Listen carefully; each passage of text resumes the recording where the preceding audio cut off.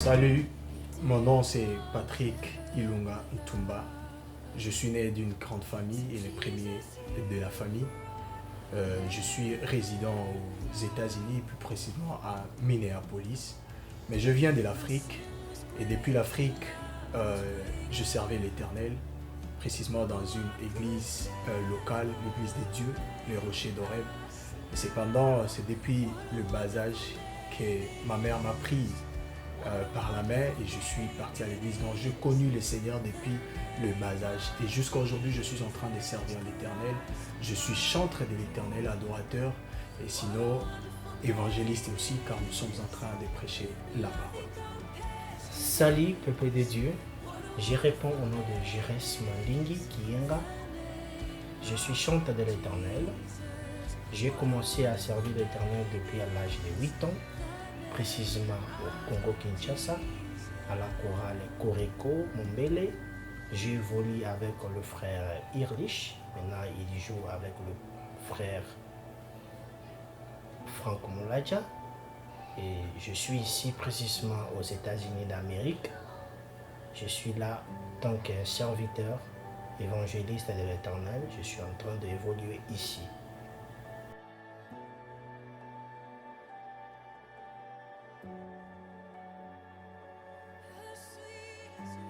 Worship time in the presence of God, c'est un ministère. Alors un ministère dans un grand ministère d'évangélisation, c'est là où en fait nous sommes sortis de là, juste donner un nom, mais Dieu nous avait mis à cœur pour que nous puissions évangéliser. Et surtout au milieu dont nous nous retrouvons maintenant, nous sommes là pour évangéliser et toucher toutes les couches francophones, voire même anglophones, par rapport au worship time in the presence of God.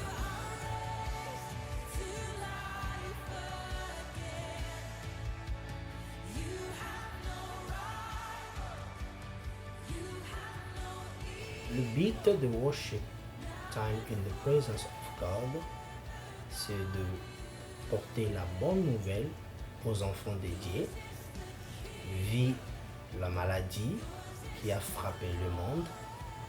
On avait pris l'initiative de faire worship time in the presence of God pour garder la communion fraternelle avec les enfants de Dieu, pour garder la chaleur dans la prière, dans la communion, afin que les enfants de Dieu ne puissent pas être dans la distraction.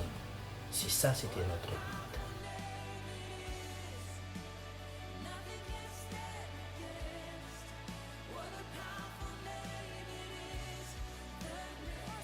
En fait, Worship Time a déjà commencé bien avant le coronavirus parce que nous existons depuis longtemps dans cette œuvre d'évangélisation. C'est pourquoi j'avais dit que nous sommes tirés dans un grand ministère qui est le ministère d'évangélisation. C'est pourquoi nous sommes appelés évangélistes.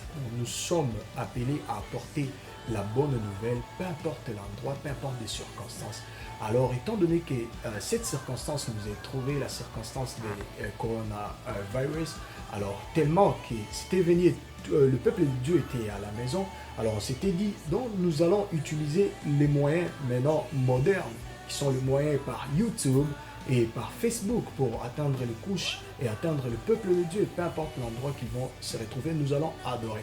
Notre particularité, c'est de faire comme on le fait à l'église. Donc nous adorons, nous exhortons, nous intercédons, nous faisons tout en fait en ligne. Vous voyez, cela permet à ce que le peuple de Dieu puisse réellement se sentir comme s'ils étaient à l'église. Parce que le coronavirus n'a pas permis à ce que les enfants de Dieu se retrouvent à l'église. C'est ça, en fait, ce qui a, je dirais, augmenté ou soit donné un peu un sens à Worship Time, the Presence of God en ligne. Donc c'est un peu ça.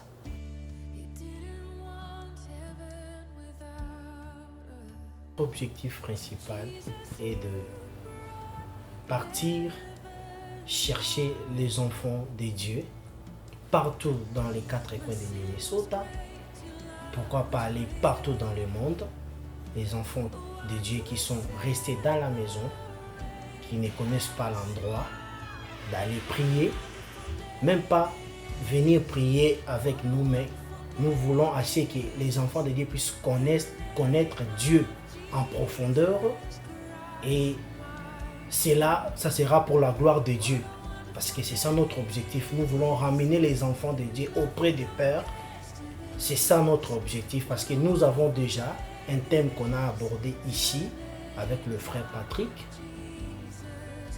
Prière de notre Père. Donc nous avons besoin que les enfants de Dieu savent comment prier, comment intercéder, comment faire face à leurs problèmes. Donc c'est ça notre objectif, de ramener les enfants de Dieu, ceux qui sont restés dans la maison, de venir participer ou dans la communion fraternelle. En fait, les objectifs sont énormes. Nous sommes en train de travailler vraiment pour apporter la bonne nouvelle au peuple de Dieu. Surtout ceux qui n'ont pas encore reçu Christ comme Seigneur et Sauveur. Nous apportons la lumière, car la lumière c'est Christ. La lumière doit éclairer dans le monde, la lumière doit éclairer dans Minnesota.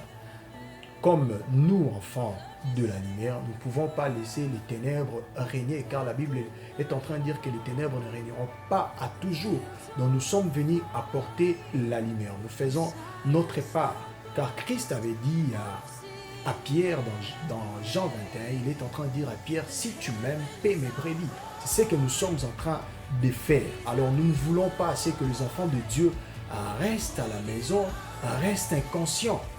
Donc nous voulons réellement apporter la connaissance. Apporter la connaissance. La connaissance c'est Christ. Nous voulons apporter Christ dans des maisons. Nous voulons transformer le milieu dont nous sommes. Nous voulons transformer Minnesota et que réellement Minnesota devienne pour Christ. C'est ça notre objectif ou nos objectifs à atteindre.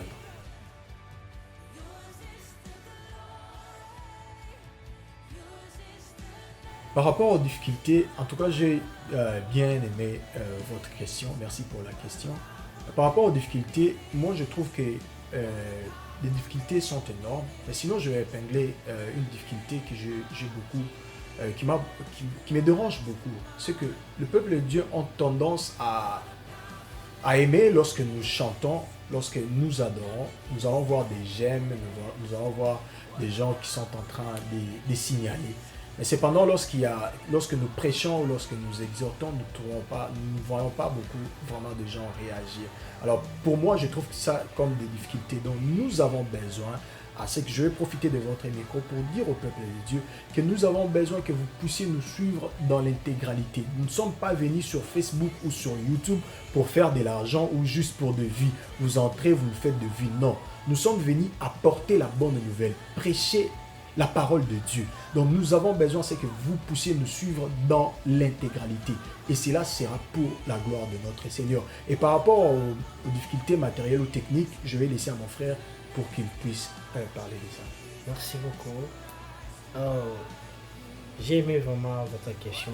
C'était vraiment une bonne question. Le problème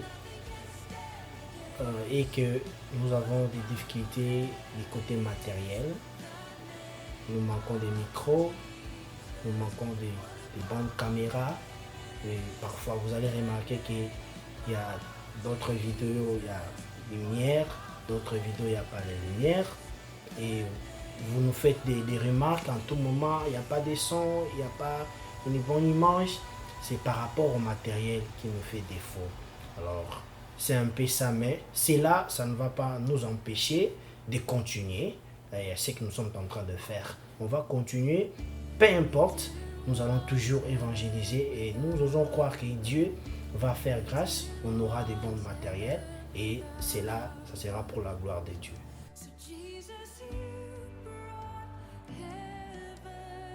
Par rapport à cette question-là, je répondrai que la porte est grandement ouverte. Donc nous ne fermons pas la porte. La porte est grandement ouverte et surtout nous avons besoin de vous, peuple de Dieu, de soutenir cette œuvre. Car c'est l'œuvre de l'Éternel. Nous avons besoin de vos soutiens, nous avons besoin de vous, de venir participer. Car lorsque nous parlons de transformer notre milieu, lorsque nous disons que nous devons évangéliser ici à Minnesota et que Minnesota connaisse Christ, c'est là peut-être va être difficile lorsque si nous sommes seulement à des Mais si nous sommes nombreux, vous allez voir que cette œuvre va peut-être être facile. Bien que l'œuvre du Seigneur n'est pas tellement facile, nous allons le dire. Mais sinon, lorsque nous serons nombreux, nous allons nous allons bien faire. C'est ça ce que je voulais dire. Donc, venez nombreux, la porte est grandement ouverte. Et l'autre fois, même dans mes prédications en ligne, je l'avais dit, que nous invitons tout le monde à intégrer ces groupes d'évangélisation pour que nous puissions évangéliser ici à Minnesota.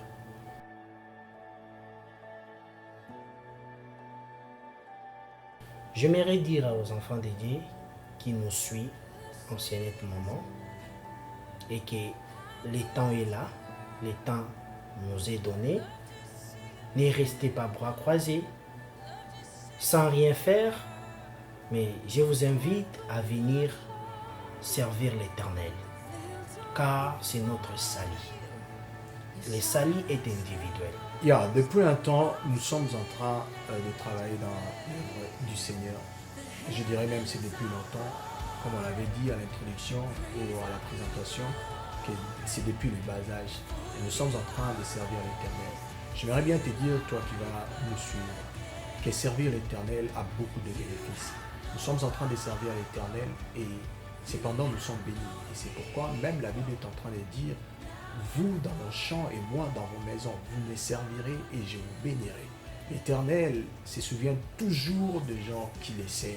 Donc c'est pourquoi nous avons besoin de vous.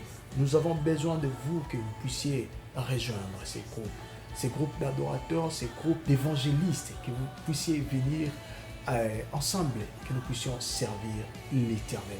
Et déjà, vous allez trouver qu'en ligne, nous sommes en train d'aborder des sujets, d'aborder des thèmes qui sont vraiment bénéfiques pour le peuple de Dieu.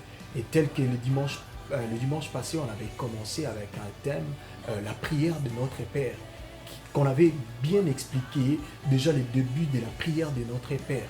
En fait, vous allez comprendre que lorsque nous disons que la prière de notre Papa, donc cela veut dire que nous devons nous identifier comme des enfants, comme des fils et filles de l'Éternel. Donc par là, nous sommes en train de comprendre que pour que notre prière soit exaucée, nous devons s'identifier comme enfants de Dieu. C'est pourquoi dans la Bible nous dit que nous sommes devenus enfants de Dieu parce que nous devenons enfants de Dieu lorsque nous acceptons Seigneur Jésus-Christ comme Seigneur et Sauveur. C'est pourquoi nous apportons la bonne nouvelle, que vous puissiez accepter Seigneur Jésus-Christ comme Seigneur et Sauveur et vous allez devenir enfant de Dieu. Lorsque tu deviens enfant de celui dont la Bible est en train de dire que l'or et l'argent appartiennent à notre Dieu, bien-aimé, qu'est-ce que tu vas manquer? Je pense que rien du tout. C'est pourquoi je t'invite, bien-aimé, à accepter Seigneur Jésus-Christ comme Seigneur et Sauveur et de nous rejoindre.